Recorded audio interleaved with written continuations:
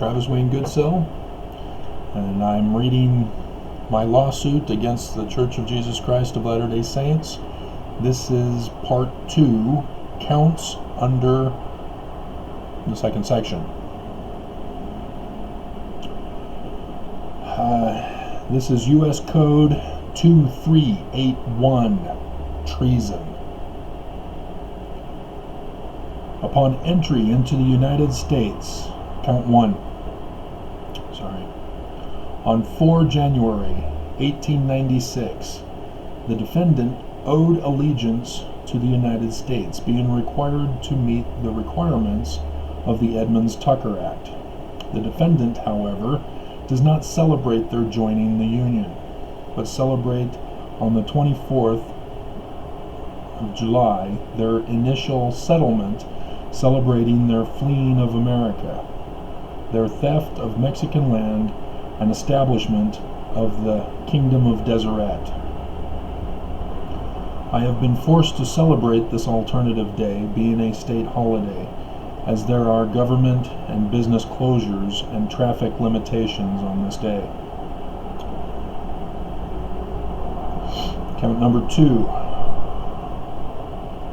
The defendant has forced me to make a loyalty oath of secrecy under penalty of death to the defendant as the true church, but also to them as a secret counter-authoritarian monarchical government to the United States. And I read again the pre-1991 Temple Covenant of the Law of Consecration.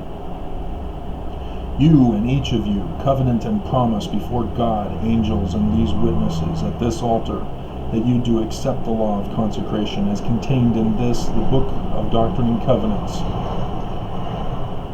in that you do consecrate yourselves, your time, talents, and everything with which the Lord has blessed you, or with which he may bless you, to the Church of Jesus Christ of Latter-day Saints, for the building up of the kingdom of God on the earth, and for the establishment of Zion.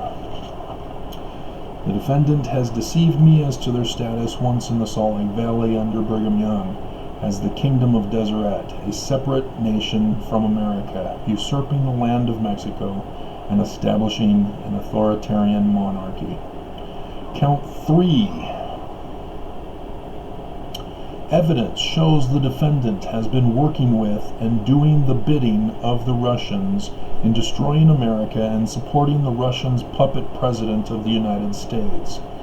Evidence from Fox 13 News Utah shows the defendant having started LLCs with the new year of 2018 when the defendant's CEO died and the current one took over.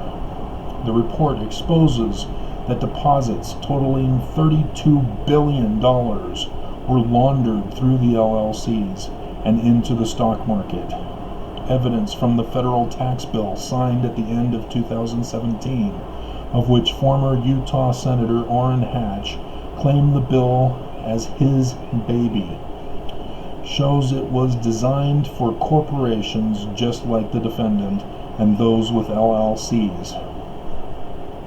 Senator Hatch is an agent of the defendant. In January 2019, the new Senate with the new Utah Senator Mitt Romney lifted sanctions on Russian oligarch Oleg Deripaska's, who was involved in Russia's interference in the 2016 election through convicted Paul Manafort, business Rual. I emailed Mitt on this as his constituent.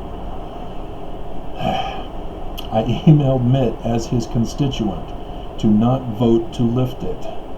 This year, Putin fired the U.S. ambassador to Russia, John Huntsman Jr., who was the governor, to whom I petitioned to and was arrested for in 2008, and just the other week announced he is running for governor in 2020. Dr. Hill, in the impeachment hearings, warned the Intelligence Committee in the public hearing that Russia is already plotting to interfere in America's 2020 elections, when John will be running for governor. I cannot stress this enough as a warning that John is compromised by Russia and is attempting to become governor again to do Putin's bidding, which has to do with Bears Ears National Park, that Governor Herbert requested Secretary Zinke to convince Trump to relabel it for development. It was done in December 2017, and then Herbert was to sell the rights to the land to a uranium mining company, Energy Fuels Resources, who had lobbied Herbert for the deal. When the Washington Post reported this story, the sale did not go through. In 2019, Trump stopped the uranium enrichment deal with Iran, who then began enriching uranium at higher levels to give to Russia. Then Trump stopped the nuclear missile deal with Russia, after which Putin then tested a new nuclear missile, which crashed and radiated all of Russia east of Moscow. This has to do with me, because I have been attacked by Russian trolls and hackers for my exposure of the defendant and the Russians online. I fear for my life with John running for governor and being an agent of the defendant, not just for his act of treason in selling the land to a uranium mining company who would sell to Russia. On 1 April 2018, the defendant's new CEO announced at the last talk of the last session of their general conference that negotiations were in operation to build a temple in a major city yet to be determined in Russia. Both the Mueller report and both the House and Senate Intelligence Committees reports implicated Russian interference, not only in 2016 presidential election, but continued Russian tampering and interference with America's national security. Both the UK and the EU held hearings about Russian tampering in their countries. Both found Cambridge Analytica guilty of selling citizens' data to the Russians to be used against their citizens. Both the UK and EU banned apps and websites from using cookies on citizens' computers and digital devices. The current administration refuses to ban apps and websites from using cookies, as my data has been stolen and sold on the black market and used to attempt to steal my computer files and money from my credit union account on multiple times. Evidence shows I'm still being spied on a regular basis. In 2018, the defendant's press, the Deseret News, changed their privacy policy, extorting viewers' comments for access through cookies to viewers' computer and devices' hard drives, and to sell access to our computer and devices' hard drives to third parties. The Deseret News does not mention who these third parties are. For my protection, I dropped myself from the Deseret News. America's intelligence agencies have warned that all who do business with Russia are either co-criminals or become agents for Russia through what Russia calls compromat. Compromat is the process by which Russia either obtains evidence of criminal behavior or their manufacture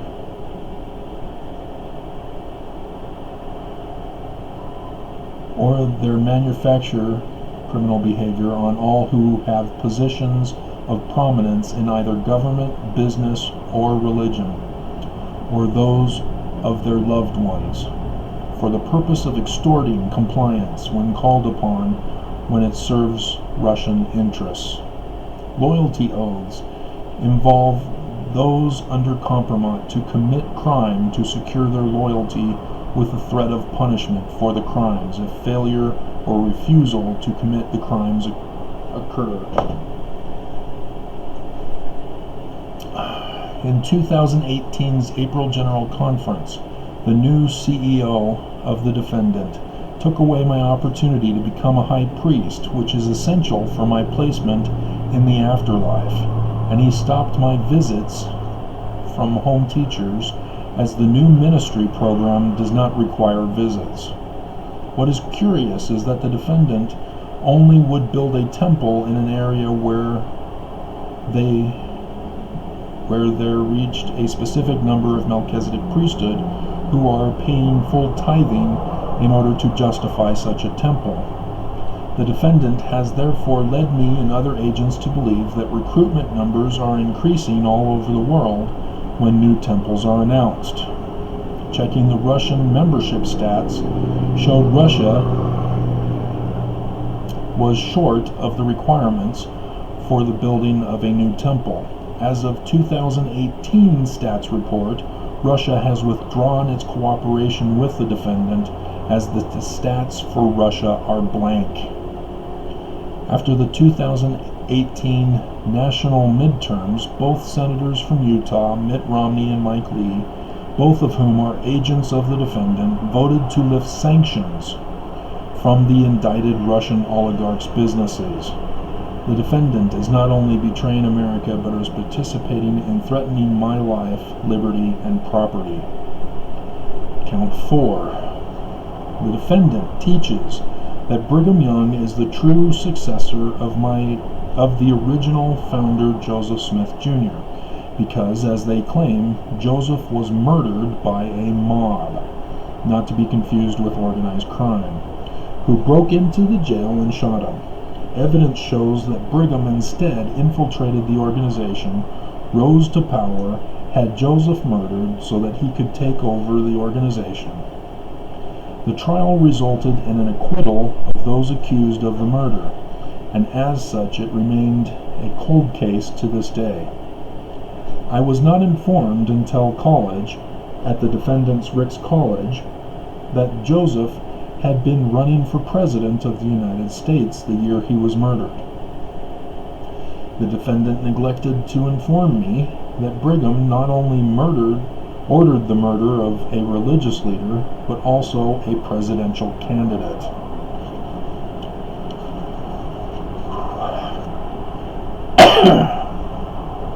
Count 5. The title of the religious order of the defendant is the Church of Jesus Christ of Latter-day Saints. As a Latter-day Saint, I was led to believe that I was born and raised to fight against evil and help to establish the millennial kingdom for the second coming of our God, Jesus Christ. The full defendant's scriptures taught about stellar signs to watch for. The following scripture passages describe overt signs: Isaiah 13:10, Joel 2:10, 31, 3:15, Matthew 24:29-30, Mark 13:24-25, Acts 2:20, Revelation 6:12, 8:12, 12:1-5, 2 Nephi 23:10, Doctrine and Covenants 29:14, 34:9, 45:42. Joseph Smith's translation, Matthew 1:33, and many under the guise of prophetic coding that are covert and requiring a coding key to decipher. Evidence shows Joseph Smith was aware of stellar sign interpretation and identification. Evidence shows the defendant downplays and even dismisses scriptural claims. These stellar signs were to precede an American government threat in which a party would work with an enemy nation to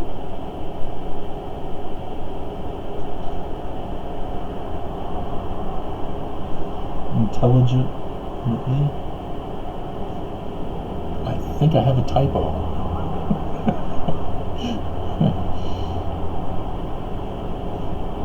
Illegitimately. Okay, no, I got it right. I've been reading too long already.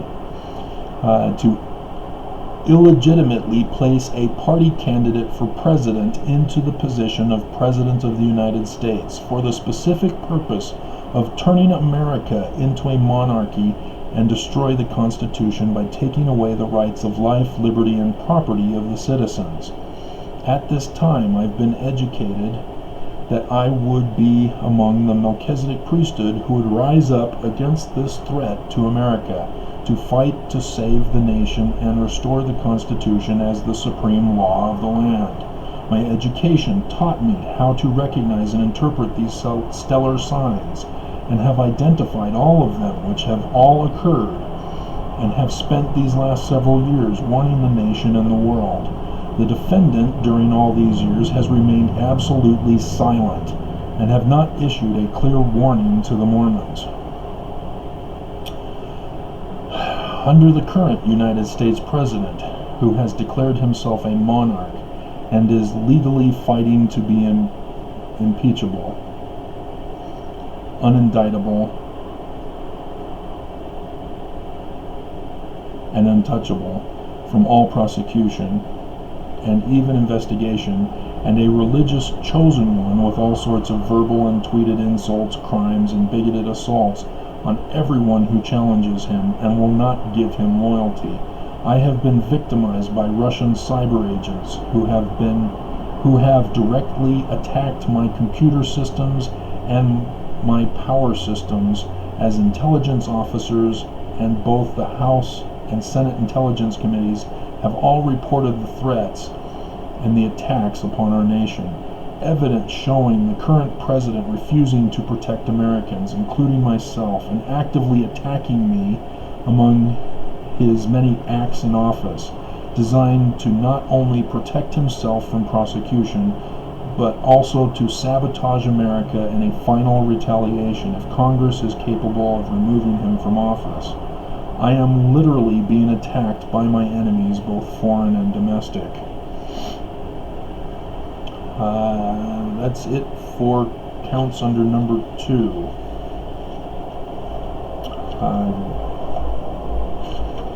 Let's find out how much I gotta read. We're at 17 minutes.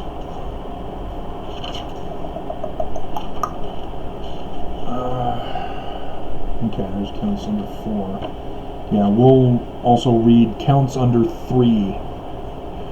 U.S. Code 2441, War Crimes.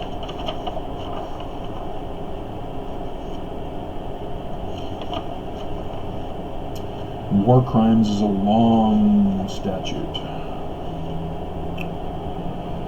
Alright, count 1. I am a national of the United States of America, being born at the hospital in Berkeley, Alameda County, California, on 17 March 1970. During grade school, I recited the Pledge of Allegiance. As a youth, I was a Boy Scout of America, who was awarded with the Eagle Scout. I registered to vote at age 18. At 19, instead of serving in the military, having been led to believe that I was in the true Church of God, I served as a religious missionary for the defendant in the New York mission. When crimes and injustices were committed against me, I sought redress by trusting in the establishments provided by the federal, state, and local governments. Upon my disappearance in 2008, I was working as a constitutional federal officer. On 17 April 1997, my wife at that time abandoned our marriage, took our 2.5 children, along with my property, as well as our property, including my research and computer and files, and fled the United States, not just the state of Utah, to Canada, with the assistance both our families and local religious leaders, agents of the defendant. The woman, formerly called my wife, gave as her excuse that she did not want her kids learning Hebrew. All known avenues were exhausted as the defendant, the police, Governor John Huntsman Jr., the Utah Attorney General Mark Shurtleff, and the federal court under Judge Kimball and Benson, as I found out also, all refused to allow me redress and render assistance as I was financially ruined. On 22nd May 2007, the Utah Attorney General Mark Shurtleff refused to let my federal court loss go, as he enforced my Canadian ex's divorce stand with Commissioner Michelle Bloomquist. Evidence shows that Mark Shurtleff retaliated against me further by referring a law to the Utah State Legislature that was passed and implemented in May of 2018 to take away driver's licenses of those not paying child support. Evidence also shows that the defendant, after the cancellation of our temple marriage, requested by my ex, also changed their temple recommend interview questions to require Mormons to be paid up on their child support or alimony payments. Both the state of Utah and the defendant aided and gave comfort to my ex in separating us as a family, then came after me with the intent to financially destroy me.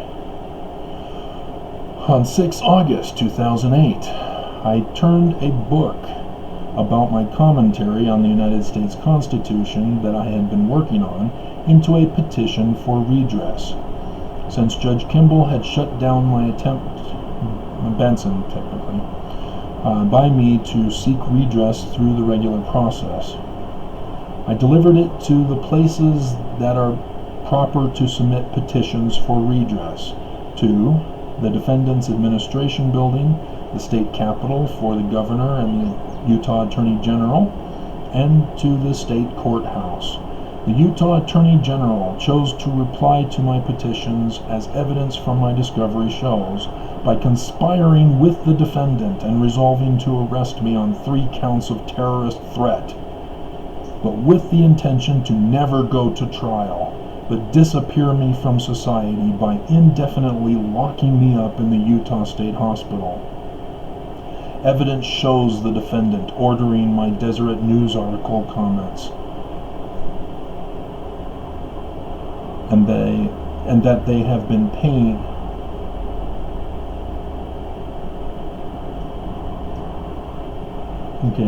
disappeared is needing to be put in there for the Deseret News comments,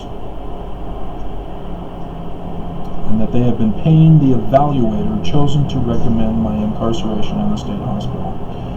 On 20 August 2008, after coming home from work as a federal officer for the Draper, Utah Post Office, my residential block had been evacuated, and as I got out, a man in a large black pickup truck drove over the front yard to block my path and came out with a handgun pointed at my head, yelling at me to get down on the ground.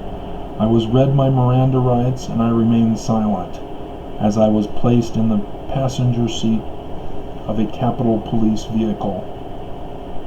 Evidence shows that another officer got in the vehicle in the back seat behind me and attempted to interrogate me as I remained silent, which silence was used against me in the police report from the discovery. The arresting Capitol Police officer drove me away, but stopped at a gas station for snacks rather than gas. Clearly, they were in no hurry. At the Salt Lake County Jail, I sat handcuffed and chained in the benches for a very long time. Then a medical nurse came out and extorted my vitals to be kept from being incarcerated in the drunk tank. After my vitals were taken, I was placed in the drunk tank for a very long time. When I tried to use the center grate in the floor for a toilet, a guard would open the door slot to watch me.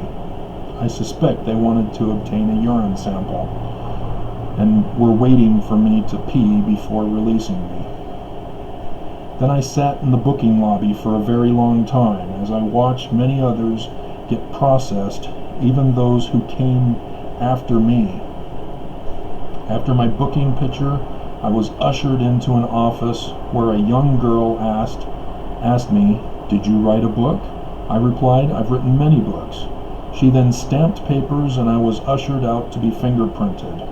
While sitting back in the booking lobby, I was approached by a woman claiming to be a jail psychologist who wanted to ask me some questions that would not be used against me.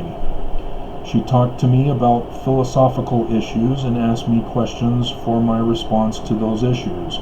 She asked me if I was smarter than her and other ridiculous questions.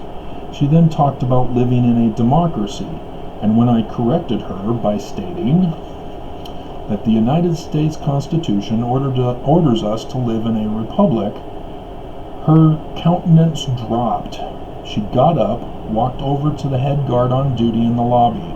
I watched her talk to him as I witnessed his countenance drop to anger.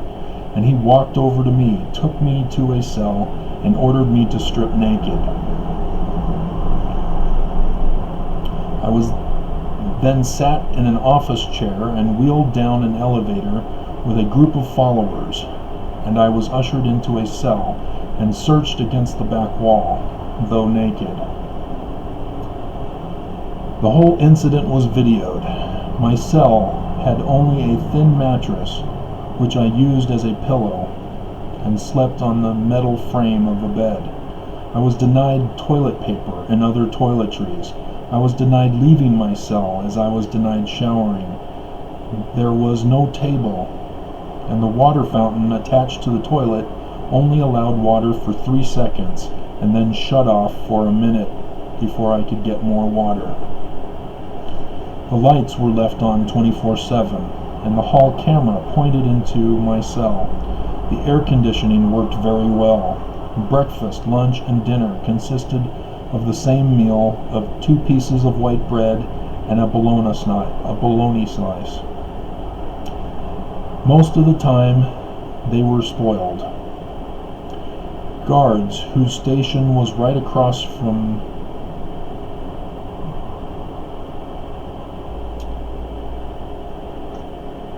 another typing error, from behind a one-way mirror, made nightly rounds, which seemed like every 15 minutes, and banged the heavy metal doors. Sometimes late in the evening after dinner, and after I would hypnotize myself to sleep, I would be awakened by young kids banging on the cell glass to wake me, to ask me, "Do you want to kill yourself? Do you want to kill others?" Ignoring them was ineffective, as they would not leave until I gave them an answer. During the day, a vitals nurse would come in. One day I pulled a muscle while attempting push-ups, and informed the nurse, to which he replied, "Good." A guard, whom I recognized from my daily attendance at the Jordan River Temple of the defendant, snuck me an orange. I never saw that guard work a shift on my cell block or anywhere else in the 7 months I was locked up, ever again. Another jail psychologist would sit outside my cell with paper and pen in hand and insult me and accuse me of being a criminal and terrorist. When I stopped talking with him, another psychologist would be sent. All of this went on for 2 weeks. When I was released by faking a toothache, I was then placed in Supermax, where Curtis Allgaier, Brian David Mitchell, and others of Utah's sarcastically finest. According to my discovery, my parents led them to believe I had a history of mental illness. Because I didn't have a history of mental illness, my processing was delayed while they searched in vain and then plot their next move. In the Book of Mormon, the religious text of the defendant, is a story of a man named Abinadi, who petitioned to the people for a redress of grievances against King Noah. The people turned Abinadi into the king and his priests for treason against the king, and smeared Abinadi as a mentally ill person, and spoiling the ending, Abinadi is murdered with torches, called by the early 1800s term, which Mormons use the modern hate speech for the term, that I'll discuss under the hate crimes section.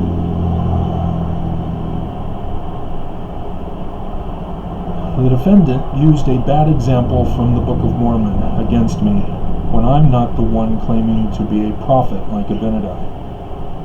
Now that I was in Supermax, I was granted a court appearance to be assigned a court-appointed lawyer. I was given Adam Elmore. I was informed that the prosecution intended to lock me away in the state hospital, and that I was not going to be granted a trial. Adam introduced me to a caseworker, Carol Buffy, for the legal defenders. Mark Augustine, who also worked as a caseworker for the legal defenders, and who was a partner while I was a missionary in Newburgh, New York for 6 months, also joined. Mark did not like me, and was constantly meeting with our mission president in secret by going on what is called splits, so that he could get a ride to complain about me. President Kofod kept us together for 6 months, hoping Mark would learn to get along with me. Mark was blaming me for our not getting any baptisms, when the rest of the missionary companionships were averaging 200 baptisms per month. The area president broke into our apartment early one morning, demanding to view our records, and was immediately shut up, as he saw that I had not only kept records, but recreated my own record system, which was far more detailed than any other missionary. President Kofod then separated Mark and I, as I was given a special assignment to fix the records in the Bronx, New York branch before finishing my mission term. My work allowed the branch to initiate visitations, and with the high count of those baptized, identified the branch would be split into 2 branches after I left. Evidence shows both Carol and Mark reported to the judge that I was not competent for trial, and in accordance with Utah legal practice, my proceedings stopped, all my rights were suspended, and psych evaluators were ordered. Dr. Golding had already been enlisted by Adam to hope for a positive evaluation to counter the prosecution, but he spent our sessions telling me I was guilty and that I needed to plead guilty to be sentenced in a mental health court and get a free place to live.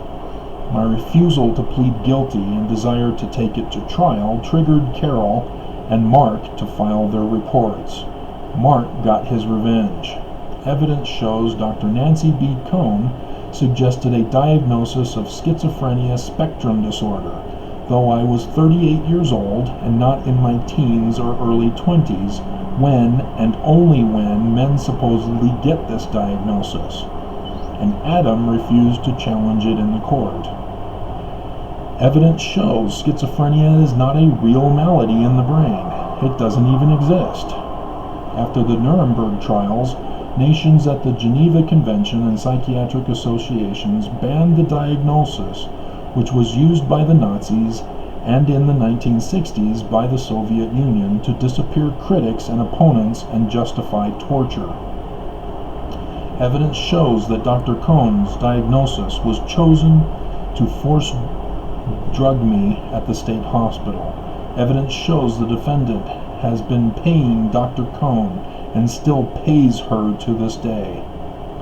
The state hospital denied me religious material, and the first attempt to force medicate me was refused because I was holding a religious fast. The second attempt was in the courts, which was halted after Adam pointed out to Judge Vernice Treese that the defendant did not qualify me that the defendant did not qualify as a government entity, as the statute required. Mark Shurtleff changed the charge from its second-degree felony to a Class B misdemeanor charge. The third attempt to force drug me succeeded, as the employee I filed complaints with about the wrongful treatment by Dr. Cynthia Vitko sat on the jury as the patient advocate was fired. I was transferred to another unit as the new doctor administered Geodone according to the evidence, which, among the many side effects, caused me to gain weight, to put my health in jeopardy, as my age is at that time when men's bodies go through changes.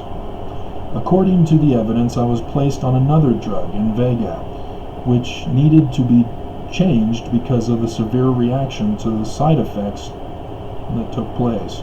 I was changed to another drug, Zyprexa, which turned me into what I describe as a zombie, as inspiration was immediately stopped. I would sleep from after dinner until morning, and would wander around the unit during the day like a zombie. Other tortures during my, in total, 6 years of incarceration were compliance and conformity driven in order to be given what was to be our rights. Non-compliance and non-conformity resulted in denial of rights, such as the religious materials requested. I had resumed my ancient language research when Dr. Vidko began looking for excuses to force drug me. When I was transferred, after being force drugged, my new caseworker fixed things to get me a job to pay for the religious materials I had been denied, and was the one who snuck me half of Dr. Cohn's evaluation, as I was otherwise denied my discovery materials and psych records. Those designated as mentally ill are the only persons as a classified discriminative protected group, which is not granted equal protections. Social Security pays them less than minimum wage, much less if they marry another who is mentally ill. Those who have real brain maladies are incapable of filing complaints and petitions for a redress of grievances, which targets them as their legal designation as vulnerable adults. As one with the label, I have more to point out later. Evidence shows that I have no markers, again a typo, in my DNA for any mental illness or brain malady. So the final drug I was administered did severe damage to my right kidney, as in 2015 I was rushed to emergency at the hospital and almost died because the medical doctor gave me antibiotics for a normal person and not for one taking the specific drug I was on. It is, however, clear that the fake and illegal diagnosis was an intentional attempt to murder me under court orders and paid for by the defendant. The defendant was instrumental in my incarceration and disappearance. Evidence shows they filed my secret blacklist file listing first established when I submitted to them my Paleo-Hebrew research back in 1998. The defendant clearly treated me as a threat because I was working with ancient languages, and my petition to them in 2008 likewise contained biblical translations from the Greek and Hebrew texts. Clearly, the defendant was so threatened by my ancient language work that they were willing to order my disappearance and attempted murder through their agents. Count 2. My current status is a continuation and consequence of the first count. I was freed from the state hospital in February 2014 due to several retirements of key individuals who had control of my life. The hospital was required to notify my parents of my release, as they were witnesses for the prosecution who were instructed to obtain a protective order while I was locked up in the Supermax. The judge granted my parents the protective order, as my parents used the prosecution's private claims to grant claims to my parents that I was going to blow up buildings. I was placed in the former Wellness Recovery Center in downtown Salt Lake. While there, I learned of my allergy to building mold, which allergies for me caused me to stop breathing with a phlegm buildup in my trachea, cutting off air intake into my lungs. In March 2014, I was transferred to Valley Plaza assisted living apartments in downtown Salt Lake City. I was set up at North Valley Mental Health on Main Street, as I would meet with a therapist and continued to receive my drug shot. Within a couple of months, my therapist informed me I no longer needed a therapist, and she canceled her services for me. During 2014, Valley Mental Health changed their name to Valley Behavioral Health, resulting in my nurse and North Valley caseworker quitting in protest, among many other employees. Behavioral problems were now considered to be classified as a mental illness, requiring drugging to alter one's behavior. I was introduced to the defendant's church ward for my residence. Meeting with the bishop, I was informed I needed to wait 3 months before I could qualify to receive a temple recommend, as I was required to pay tithing with my Social Security benefits. but I was granted bi-monthly food assistance, which my residential caseworker drove me to the local bishop's storehouse. When I did receive my temple recommend, I also was interviewed by my state counselor, who just happened to know my parents, but that ended up being the key to obtaining my recommend, as he had many concerns that I was trying to avoid revealing and just wanted him to stick to asking the required questions. Near the end of 2014, I was appointed for Social Security Disability, which for the state of Utah is less than minimum wage, but too much for regular Social Security supplement and for SNAP benefits. As a consequence, Medicaid issued a reimbursement back to the date I was diagnosed by Dr. Kahn. I then set out to look for my own apartment. I had found a place, but the company's requirements caused me to miss it by a few minutes. My residential caseworker was surprised to learn that I was seeking another residence, and Maria Montoya, who was in charge at that time of locating residences, rushed to have me placed in my current residence, which was independent living. I moved on Monday, 23rd of February 2015. I was introduced at my new church ward and to my new bishop, Reed Hammond. All he said was the question, "Are you active?" Bishop Hammond denied giving me and others of us who have been labeled by the Utah courts as permanently mentally disabled, thus unable to labor, food assistance without working off the hours to qualify for only temporary assistance, but still required tithing from my Social Security disability and from others' Social Security. My new Elders Quorum president asked me to give the elders lesson the following week. The lesson was an error by the church service curriculum missionaries, of which I had been a part of from 2000 to 2004, working on the foreign language scriptures in the top oversight committee released by the defendant in 2009, from the teachings of President Benson Manual, combining the Spirit with the Holy Ghost. I chose to teach on the Spirit, and immediately learned none of the elders knew what the Spirit was, and I was never asked to teach again under that elder's president. In 2015, I was rushed to the emergency at the medical hospital for a kidney infection incident to the drug I was forced on. The doctor gave me antibiotics for a normal kidney infection and called back in a panic, concerned for my life. After the test results came in to inform me he gave me the wrong antibiotics. In counts under 5, count 2, I discussed my marriage to Karen Liebelt on 1 October 2015. Afterward, Maria Montoya replaced the caseworker over the building to treat us as assisted living. But Madison, was too extreme with apartment checks, as many tenants from both buildings complained that Maria banished her to the main offices and only come out when needed, returning us to independent living again. My medical records show that I was removed from Valley Behavioral Care and Treatment in November 2016. Madison rushed over to see me for the first time in months to tell me I've changed since going off drugs, but Karen convinced her to tuck tail and leave.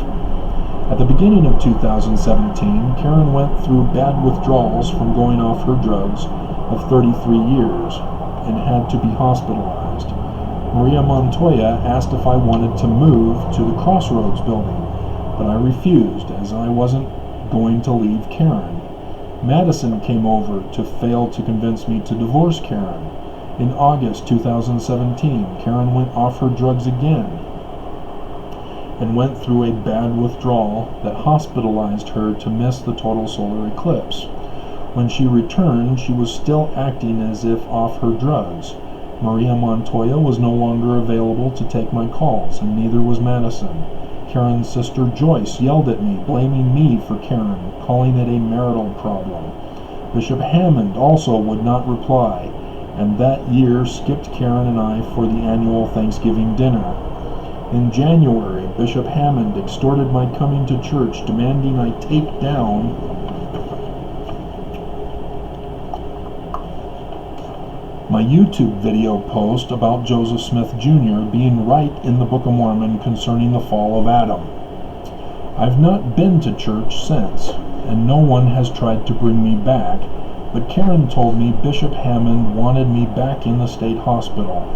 Karen's sister Joyce had drawn up divorce papers and was pressuring Karen to sign them, while Karen was still going through withdrawals and got her to sign near the end of January 2018. Joyce was also upset with me confirming the Book of Mormon and knowing Egyptian and learning about the biblical dates for the latter-day signs in the heavens, and my superior knowledge of Mormon doctrine than hers, who was a substitute seminary teacher. She kept in touch with Bishop Hammond and with Maria Montoya. Now divorced, Emily, the property manager, had me renew my lease agreement and was ordered to raise my rent by about $30 despite a loss in income of $100 with the divorce. I had reached out to the stake president about Bishop Hammond kicking me out of the church, but he stopped meeting with me. The Elders Quorum president, who had been kept in the loop on emails, sent me an email removing me from my secretary position because I was no longer attending church. At the defendant's April General Conference, the new CEO was installed and disclosed that they had been dealing with Russia, took away my opportunity to become a high priest and gain an afterlife exaltation, which resulted in the stake president keeping the Elders Quorum president in place, who chose the mayor, Ron Bigelow, as his counselor. Soon thereafter, Emily was removed, and Stephanie Jones, who had just married into the Danville Development Jones family, replaced her. I sent her an email informing her I was no longer a client of Valley Behavioral Health's and filed a complaint against my neighbor who was smoking at his window, which smoke blows into my apartment. I'm not going to comment. I'm not going to comment about the fire that occurred outside my window. Stephanie forwarded my email to the also newly replaced case manager, Beth. Beth came to meet with me in May 2018, where she extorted the threat for me to return as a client of Valley Behavioral Health and go back on drugs, or I had to leave my residence. I began reaching out to all I could find to contact, including the mayor and the West Valley City Police. After months of filing complaints, I learned that the mayor created a new department in the West Valley City Police with Officer Natalie Johansson, who came over to argue with me that there was no crime by Valley Behavioral Health in threatening my life, liberty, and property. I then reached out to the Internal Affairs, which kept a record of all my complaints. Internal Affairs sent all my complaints to Johansson, who informed Valley Behavioral Health. Beth and her latest caseworker was caught by Karen stealing my property from my door, and they convinced Karen to move to the assisted living building, Valley Woods. Stephanie was going on maternity leave and held apartment inspections with the maintenance man, and I again reminded her that my air unit had still not been cleaned. It was never cleaned. Early in 2019, Officer Johansson appeared at my door to order me not to file complaints about her, as she tried to turn it on me as threatening her, as she reached for her gun while speaking at me. She also said the latest caseworker, Percy, was going to stay in the building. Soon thereafter, the other tenants were upset with me.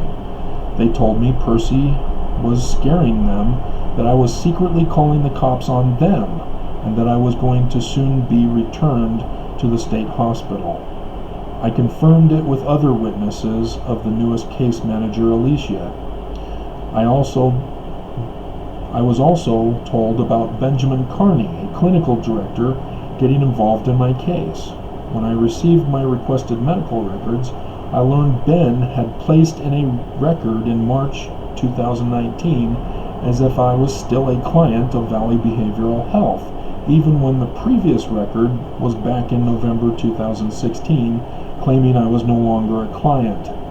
Ben had copied and pasted a previous record which still claimed Karen and I were still married. Then in June 2019, Ben and one other woman, whom I also don't know, put in another record which officially discharged me. In July 2019, I was experiencing breathing problems with an unusual smell. I traced it to my air unit as I noticed mold all over. Because my unit was not cleaned for over a year, the air was not cooling my apartment, forcing me to turn down the temperature, which caused the unit to freeze and then thaw, creating the mold. Valley Behavioral Health knew I couldn't breathe with my allergy to mold from back when I was in wellness recovery. Danville knew that the unit would do what the unit would do, but when I contacted the emergency maintenance line, I was told they were ordered not to render assistance to me. I emailed the newest property manager, Samantha Hanson, but had to wait out the weekend as we were in the hottest summer on record. On Monday, Samantha responded by calling me a liar. I had to wait until Thursday for the maintenance man to show up as another tenant got to receive a new air unit. The maintenance man also called me a liar twice until I showed him the vent covers. He said he needed to test it for mold. An hour later, he returned and silently went to my air unit to disassemble it to clean. He said he would finish in the morning, but in the morning when Karen stopped by for a visit, he told us I was to receive a whole new unit and vent. It was finally replaced on 22nd November 2019. The timing of the West Valley City Police with Valley Behavioral Health with Danville Development is too close to dismiss as a coincidence, especially when both the police and Danville conformed to the orders of Valley Behavioral Health, as Danville changed their website to call this building assisted living, and Valley Behavioral Health was exposed as wanting to do the desire of Bishop Hammond and Karen's sister Joyce. Alright, so next is counts under 4.